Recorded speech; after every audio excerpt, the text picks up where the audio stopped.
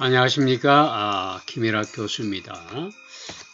오늘 말씀은 가장 섬뜩하고 긴급한 경고라는 주제로 하나님 말씀을 함께 나누어 보기로 하겠습니다. 여러분들은 교회에 왜 나가시는지를 한번 곰곰이 생각해보는 시간이 되었으면 합니다. 성경에서는 단 한 번도 우리 모두가 행복해지기 위해 하나님께 나오라고 말씀하시지 않으셨습니다. 오히려 회개하라, 자기 십자가를 지라, 거룩하라고 명령하십니다. 세상은 자신을 사랑하라고 말하지만 성경은 자기 자신을 부인하라고 또 권고하십니다. 신앙의 본질은 교회 건물에 나와 앉아 있는 것이 아니라는 이야기죠. 예배는 종교적인 행사가 아닙니다. 마음은 세상에 가 있고 또 공허한 말을 반복하는 기도를 아주 많이 하는 모습들을 목격할 수가 있습니다.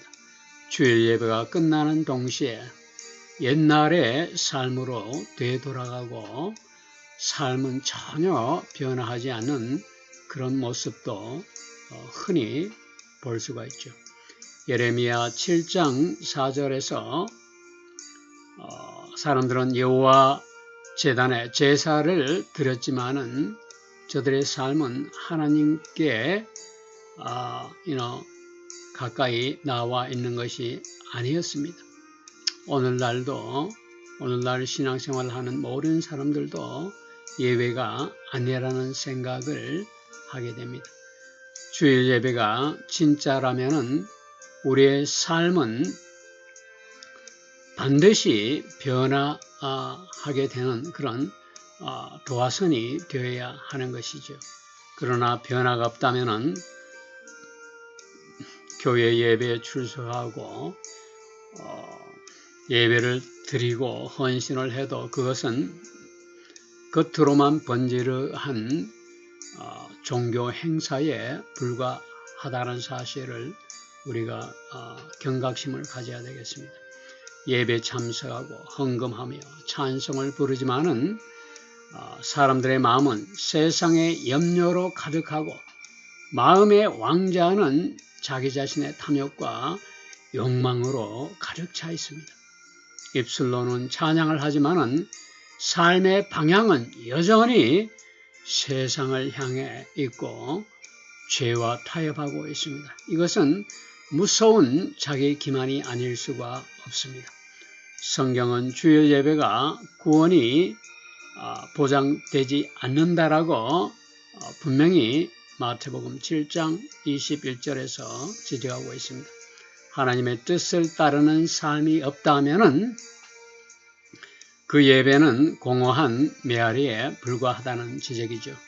진정한 예배는 일상 속에서 죄와 싸우는 용기와 그리스도를 고백하는 담대함과 더 나아가서 보이지 않는 곳에서도 하나님을 경외하는 성결함으로 드러나야 하는 것입니다.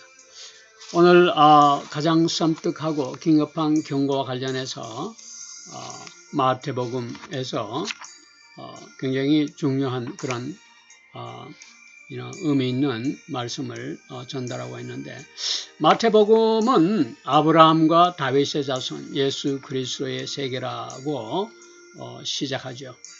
이 말씀은 마태복음의 핵심이고 더 나아가서는 성경 전체를 압축한 키워드이기도 합니다.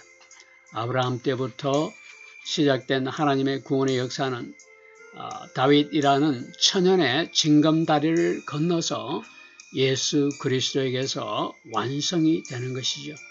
이런 예수님의 사역은 그분의 죽음과 부활로 말미암아 온 인류를 구원하실 하나님의 능력의 근원이 되는 것입니다.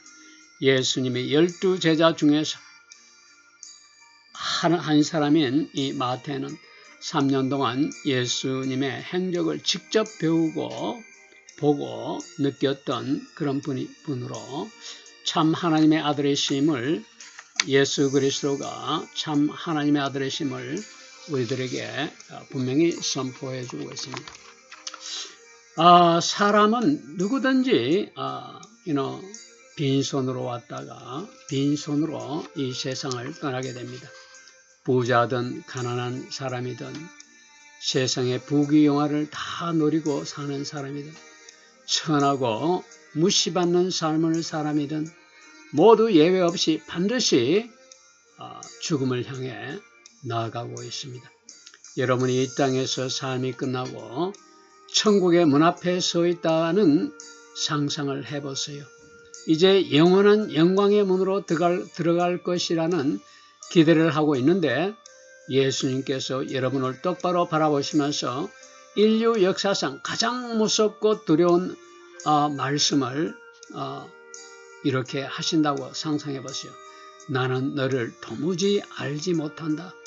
헬라의 원어로는 우데 포테 에그논 아폴레이테 아노미아 이렇게 기록하고 있죠. 나는 너를 도무지 알지 못한다는 예수님이 하신 말씀을 상상해 보세요. 이 말씀은 예수님께서 무신론자들을 향해서 하신 말씀이 아닙니다. 하나님을 싫어하고 미워하고 거절하는 사람들을 향해 하신 말씀도 아니었습니다. 마태복음 7장에서 예수님이 말씀하신 대상은 교회에 열정적으로 열심을 내고 다녔던 사람들을 향해서 하신 말씀이었고, 기도를 헌신적으로 열심히 하던 사람들에게 하신 말씀이었고, 교회에 경쟁적으로 열심히 출석하고 예배하며 하나님을 찬양하는 사람들, 세례받고 거짓된 구원의 확신을 가지고 있는 사람들, 교회의 직분을 받고 스스로 경건한 채 하면서 구원의 확신을 갖고 있었던 사람들을 향해서 하신 말씀이었음을 우리가 상기할 때 얼마나 충격적인 것인지, 얼마나 섬뜩한 경고의 말씀인지를 우리가 깨닫게 됩니다. 지금 이 순간에도 수많은 그리스도인들이 위험하고 치명적인 착각 속에서 살아가고 있습니다. 자신의 믿음이 가짜라는 사실을 전혀 깨닫지도 못한 채 종교 활동에 열심인 사람들이 교회 안에는 넘쳐나고 있습니다. 오늘 영상에서는 예수님께서 나는 너를 도무지 알지 못한다라고 말씀하실 수밖에 없는 분명한 이유와 근거들을 함께 돌이켜보고자 하는 것입니다. 오늘 말씀을 통해 여러분들의 믿음과 신앙생활을 반드시 점검해보는 분별을 가지기 바랍니다. 너무 늦기 전에 여러분의 믿음과 신앙생활이 어디에 서 있는지 확인할 수 있는 계기가 되기를 바라는 바입니다. 여러분은 누구를 의지하고 신앙생활을 하고 있습니까? 마태복음 7장 22절에서 23절 말씀을 보면은 예수님이 이렇게 말씀하십니다. 그날에 많은 사람들이 나에게 말하기를 주여 주여 우리가 주의 이름으로 예언하고 주의 이름으로 귀신을 쫓아내고 주의 이름으로 많은 기적을 행하지 않았습니까? 라고 할 것이다. 그때 내가 말할 것이다. 나는 너희를 도무지 알지 못한다. 불법을 행하는 자들아 내게서 떠나가라. 이 사람들이 하나님 앞에 내세웠던 것이 무엇입니까? 이 사람들은 하나님 앞에서 십자가와 예수 그리스도의 보혈의 피에 대해서 말하지 않았습니다.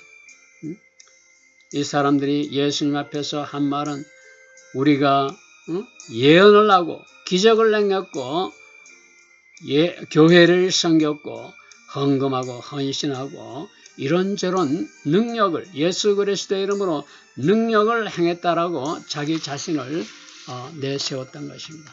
그러나 여러분 분명히 기억하세요. 구원은 우리가 노력해서 얻는 것이 아니라 하나님이 주신 선물입니다. 우리가 아무리 선하고 착한 사람이든지 얼마나 교회에 열심히 출석하고 예배를 드리고 새벽 기도를 했든지 얼마나 많은 시간을 할애하여 헌신하고 성경 공부를 했든지 그와 같은 활동과 열정은 구원과는 아무런 상관이 없는 모래 위에 세워진 모래성과 같은 것이라는 사실입니다. 에베소서 2장 8절에서 9절 말씀을 보면 너희는 그 은혜에 의하여 믿음으로 구원을 받았으니 하나님의 선물이라고 기록하고 있지요. 만약 여러분 자신의 선함을 의지하여 구원을 받으려고 해왔다면 그것은 가증할 만한 착각일 뿐이라는 사실을 깨달아야 합니다. 또 여러분은 회개하지 않는 죄를 마음속에 숨기고 있지 않습니까? 마태복음 7장 23절 말씀에서 예수님은 그들을 쫓아내시는 이유를 다음과 같이 말씀하십니다. 불법을 행하는 자들아 내게서 떠나가라. 헬라의 원어에 보면은 아폴레이테 앞 에무 해 에르가조메리 텐 아나미안 이렇게 기록하고 있습니다. 불법을 행하는 자들이라고 분명히 말씀하십니다. 겉으로는 경건하고 그렇게 보였지만 실제로는 은밀한 곳에서 육신의 탐욕과 욕망대로 살아가던 사람들을 향해 하신 말씀이었습니다.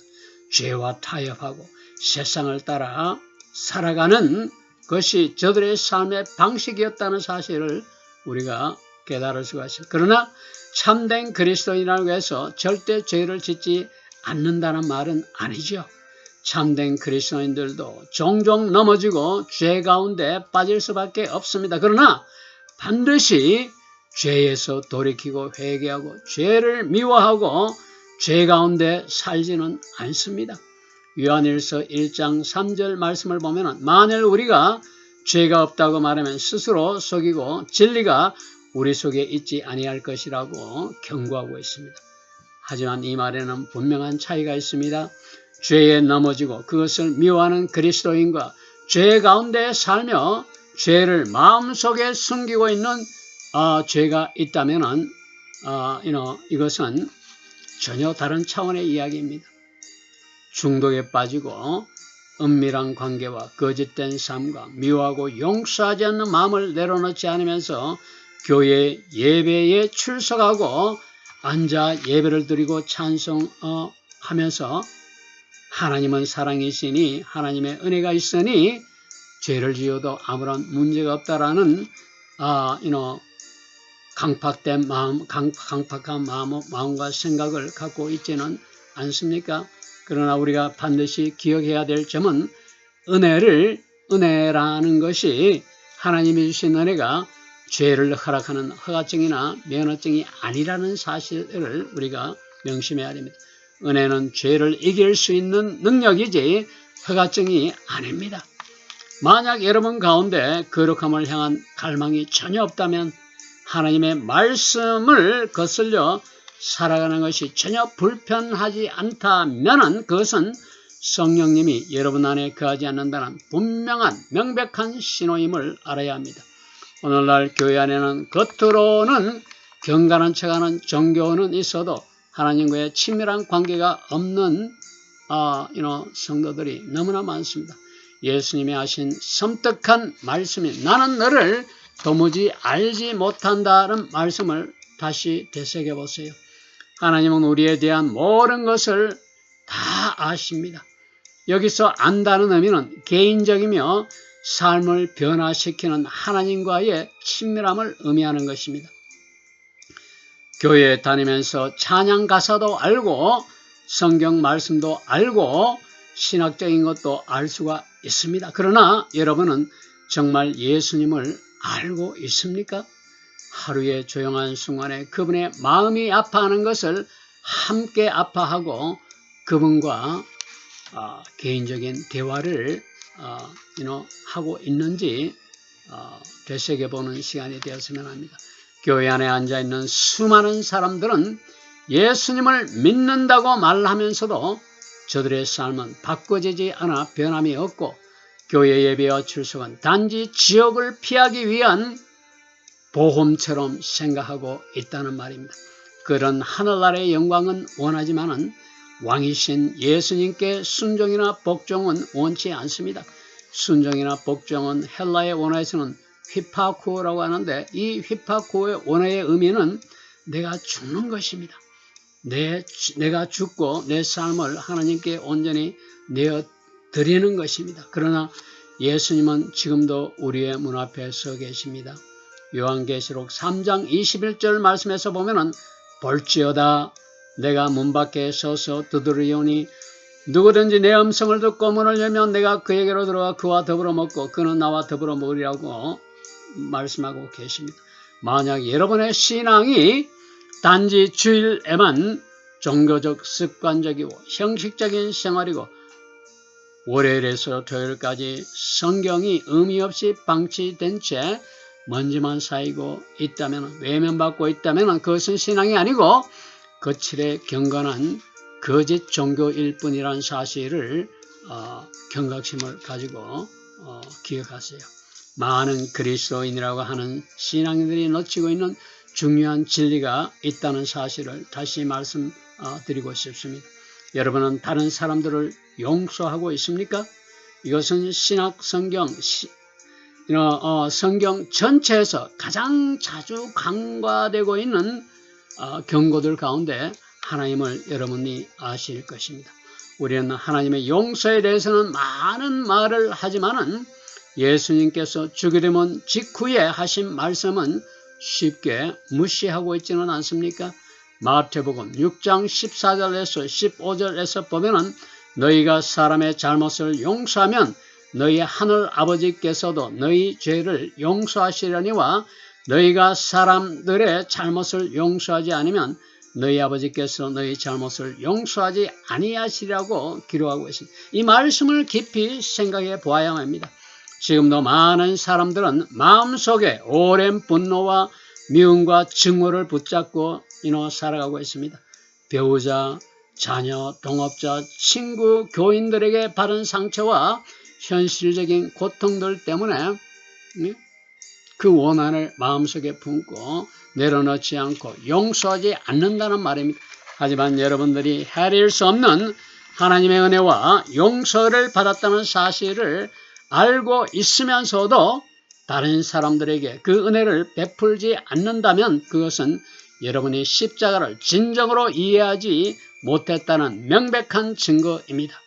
용서하지 않는 마음은 아직 예수님으로 인해 완전히 깨어져야 하는 그런 새로운 마음이 아님을 증명하는 것이죠. 또 여러분은 하나님 아버지의 뜻을 행하고 있는지도 돌이켜 봐야만 합니다. 본문에 처음으로 돌아가서 보면은 마태복음 7장 22절 말씀에서 예수님은 분명한 기준을 말씀하고 계십니다. 나더러 주여 주여 하는 자마다 모두 천국에 들어갈 것이 아니요 다만 하늘에 계신 내 아버지의 뜻대로 행하는 자라야 들어가리라고 적고 있죠. 헬라에서는 이렇게 적고 있습니다. 우 파소레곤 귀레 에이셀요세타이 알라호 포이튼 토텔레마트 파라스몬 해 바셀레이아톤 우라는 헬라에서는 이렇게 적고 있습니다. 여기에서 기준이 되는 것이 무엇입니까? 그것은 아버지의 뜻을 행하는 것입니다.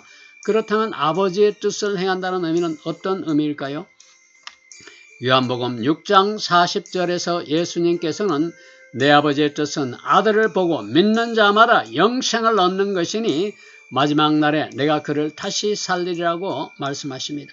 참된 믿음은 전적인 복종이고 전적인 항복이지 단순한 지적인 동의가 아님을 명백하게 깨달아야 합니다. 아버지의 뜻을 행한다는 것은 삶의 방향 자체가 바뀌는 것을 말합니다. 여러분의 삶의 방향은 바뀌었습니까? 성경이 음행을 피하라고 말하면은 실제로 그 음행에서 벗어나야 하는 것입니다. 원수를 사랑하라고 하면은 원수를 사랑하고 그들을 이해하고 용서하고 그들을 위해 기도해야 합니다. 이제 더 이상 여러분 자신, 우리 자신의 왕국을 세우는 것이 아니라 하나님 나라를 세우는 것이 우리 삶의 목적이 되어야 한다는 사실을 기억해야 됩니다. 만약 여러분이 에베소서 4장 29절에서 경고한 것처럼 삶이 세상 사람들과 전혀 다르지 않다면 같은 것을 보고 세상 사람들과 같이 같은 저속하고 더러운 농담과 말에 웃고 같은 욕심과 거짓과 탐욕으로 돈을 사랑하고 살아간다면 왜 영원한 결과만을 다르다는 식으로 오해하고 착각을 하는 것일까요? 여러분이 오늘 방송을 시청하면서 마음의 무거움과 찔림을 경험하고 있다면 절대로 무시하지 마세요. 그것은 여러분을 비난하려는 정죄가 아니라 성령님께서 여러분을 깨우시고 부르시고 계신다는 명백한 증거입니다. 하나님의 자비가 너무 늦어 돌이킬 수 없는 상황에 이르기 전에 하나님의 자비가 여러분을 일으켜 세우고 있다는 말이죠. 오늘이 바로 여러분 자신을 위한 구원의 날이 되어야 합니다. 지금 이 순간 숨겨진 죄들을 하나님께 내려놓고 고백하세요. 여러분 자신을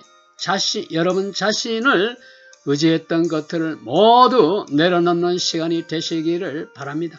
쓰리쓴 마음을 버리고 변화되고 순전한 마음을 달라고 예수님께 간절히 부르짖어야 할 것입니다. 주님은 죄인이라도 주님께 나오는 자들을 내어 쫓지 않는다고 약속하셨습니다.